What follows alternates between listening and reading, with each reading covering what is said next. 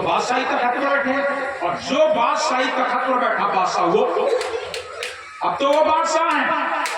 ऐसा कहते हुए दौड़ते हुए आए, पुलिस पलटन का पहरा लगा हुआ था। सदगुरु कबीर बोले, कहिए शेख जी, अब कहो तो तुम्हारी शेखी निकाल दे जरा मैं, अब तो तुम्हारी शेखी निकाल दूं। अब तो मेरा राज, पुलिस पलटन सब मेरे ताबे में है, सब कुछ मेरे ताबे में है, मेरे हुक्म में है। इन मुसलमान सन्यासी देसी ब्राह्मणों को, जितने भी द्वेष करने वाले कहो तो इन सबको जेल में भरवा दूं, कहो तो इन सबको दुनिया से ही विदा कर दूं। तब तकी कहने लगा, आप 3 लोग के मालिक हैं, आप तीनों लोग के मालिक हैं। बादशाह बोला, आप तीनों लोगों के मालिक हैं, मैं कृतज्ञ, मैं पापी हूं, मरा जाता था जलन की बीमारी से, आपने मुझे जीवन दान दिया, आपने मुझे जीवन दान दिया। मैंने इस तकी के बहकावे में आपके ऊपर प्राण दंड लगा दिया।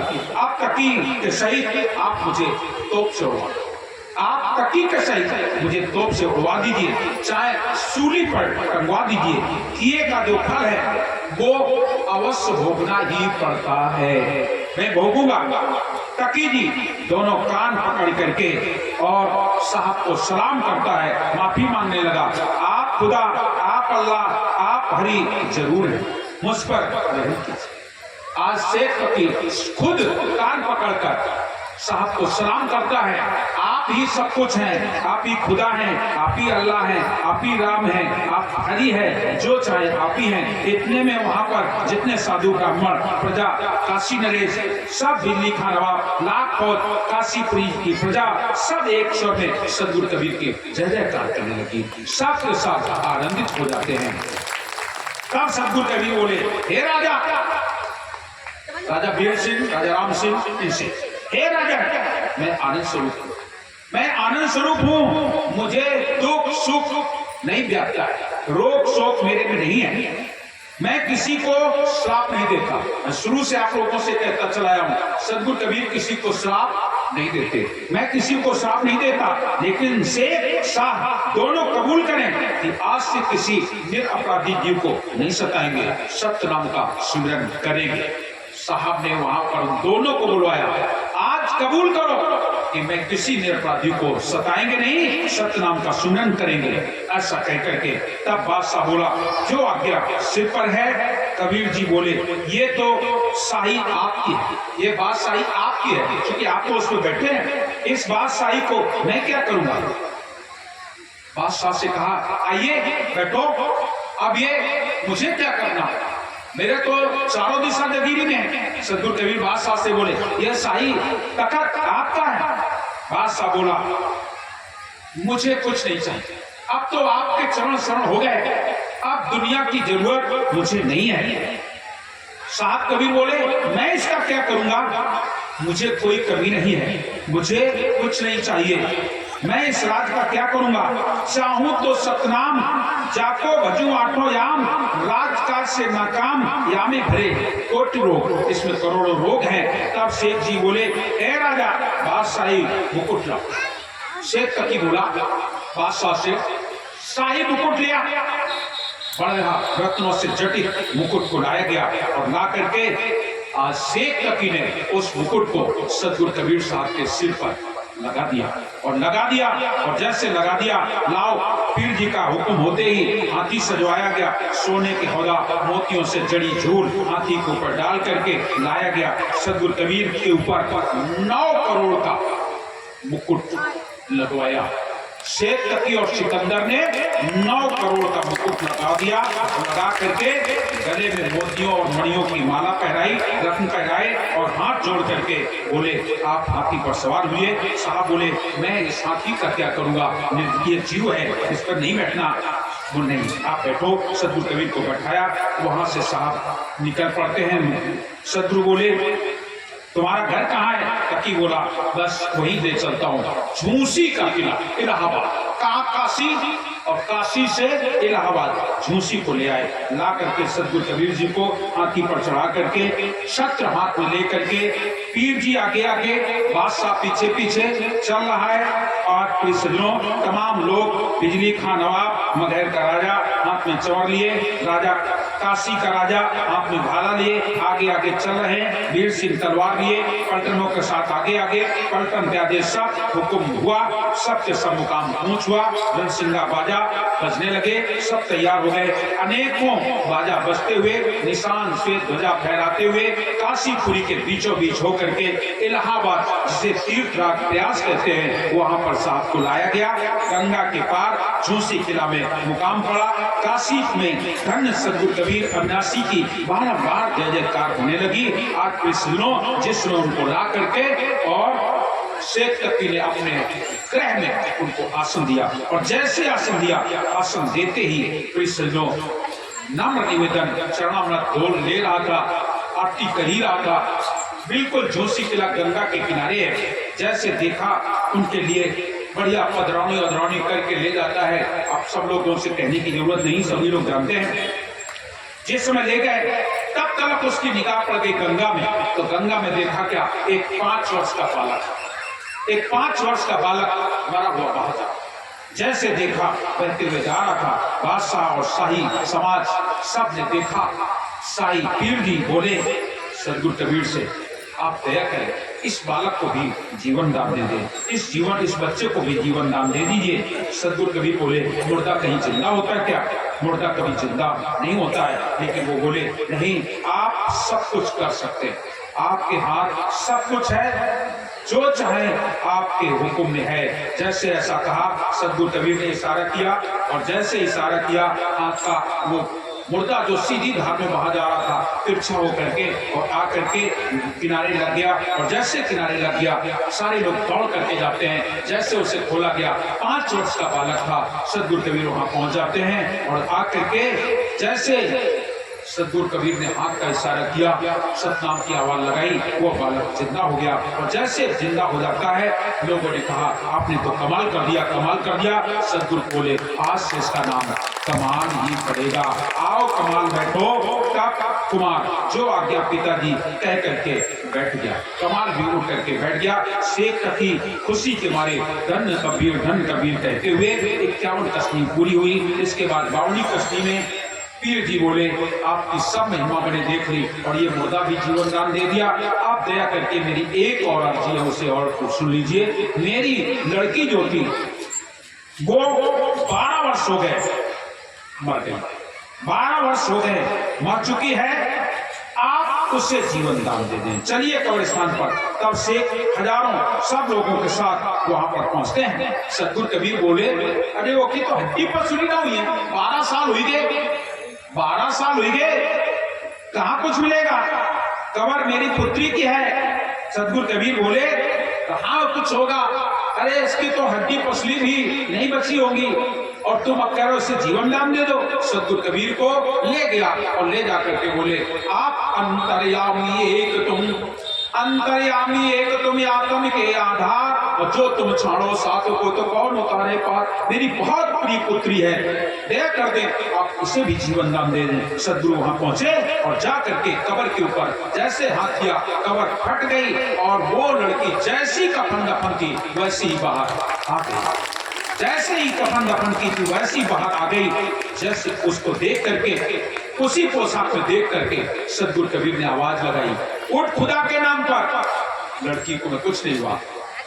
उठ पीर जी की बेटी, नहीं उठी। शेख जी की बेटी उठ, नहीं उठी। शेख जी चरणों में गिर गए। जब आप इस मोटे को जिंदा कर सकते हैं, मेरी बेटी को भी जीवन दान दे सकते हैं। जैसे ये बात कही, साहब कबीर ने सतनाम की आवाज लगाई, और जैसे सतनाम की आवाज लगाई, वो लड़की जीवन दान पा जाती है, और उसी लड़की का नाम पड़ा कमाली। जैसे वो लड़की जीवन दान पाती है, पीर जी दौड़े, और दौड़ करके अपनी बेटी समझ करके उसका हाथ पकड़ा। जैसे हाथ पकड़ा, आज उसने हाथ झटक करके अलग कर दिया।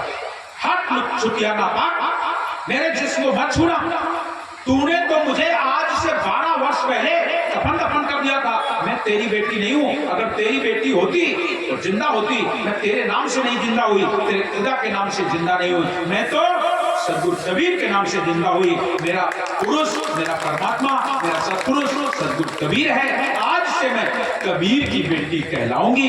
मैं सद्गुरु कबीर के साथ रहूंगी। ऐसा कह करके कमाल और कमाली वहां से आते हैं और आ करके सद्गुरु कबीर इन दोनों को ला करके नीरू और नेमा के साथ छोड़ देते हैं। नीरू और नेमा के पास छोड़ देते हैं। इसके बाद जो लोई है, वो लोई, वो बहुत बड़ी कथा है, वो आज तो नहीं हो सकेगी। कल लोई की कथा सुना देंगे आप लोगों को कि लोई कैसे आप लोगों को प्राप्त हुई सद्गुरु कबीर की, जिसे लोई, ये देखिए कमाल कमाली पहले, लोई का आना बाद में। लेकिन लोग कह देते हैं कि कबीर साहब की पत्नी है लोई। ये एकदम झूठ है, भ्रम है। कमाल और कमाली को पहले जीवन नाम दिया है, लोई तो बाद में मिली है। आपको कल लोई की कथा सुना कराऊंगा। इन्हीं शब्दों के साथ विराम चाहूंगा। साहिब बंदगी साहिब, और कल समय का ध्यान रखें।